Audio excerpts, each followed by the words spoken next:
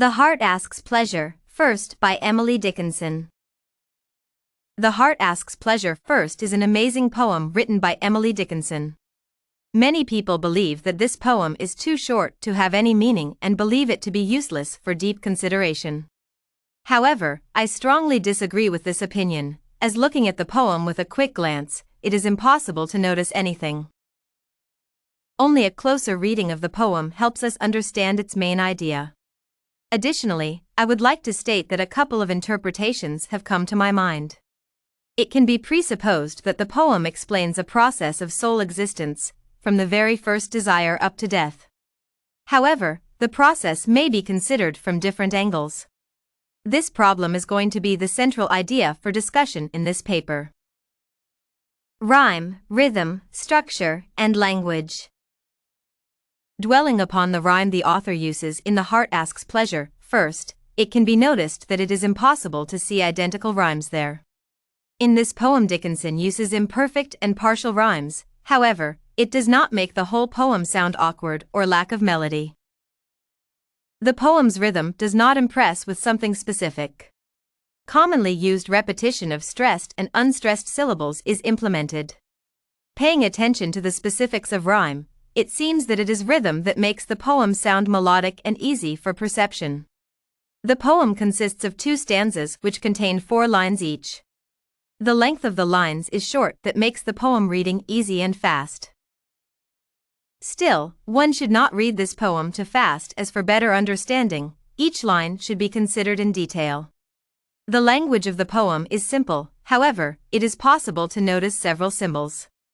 Saying Inquisitor Dickinson means God, and having understood the specifics of the poem, it becomes obvious that talking about sleep, the author wants to say the desire to die, which is possible only when Inquisitor wishes it to happen. Themes. Reading the poems by Emily Dickinson, including The Heart Asks Pleasure First and many others, it comes to my mind that she wrote about several specific themes, such as person's inner world, religion and faith, love, pain, death and nature.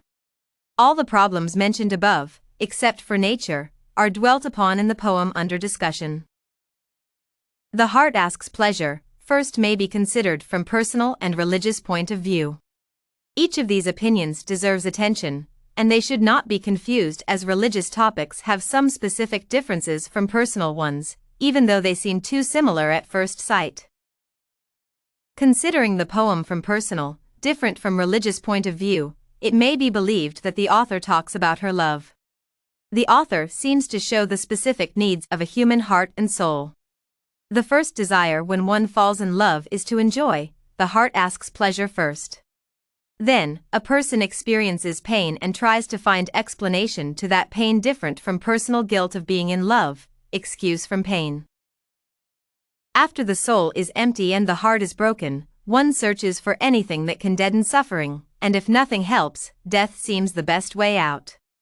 Considering the poem from this perspective, the Inquisitor should be seen as consciousness, an inner desire either to live or to die. After unrequited love, some people do not find the strength and desire to live further and see death as the only way out. They just want to fall asleep and never get up. Once consciousness allows them to do it, they die. It seems that religion plays much in Dickinson's life. The whole poem may be considered from this perspective. The word ask in the first line confirms that the heart is dependent from something higher and more powerful. The whole poem is devoted to suffering except for one line of pleasure. Isn't it a confirmation of the religious theme in the poem? Only God has the power to relieve pain and give a person a liberty to die, as nothing on the earth happens without God's will. The will of its Inquisitor is the line which helps make the things obvious. Who can be called the Inquisitor except for God? In conclusion, it should be stated that apart from the general opinion that the poem The Heart Asks Pleasure First by Emily Dickinson has nothing specific, we can consider the process of human heart and soul development either from a personal or religious point of view. Depending on the angle of consideration, either personal unrequited love or religion with devotion to God, one can interpret the poem in different ways. In my opinion, both these ways of interpretation deserve attention. It is important that the process of soul development and existence is considered the central issue for discussion.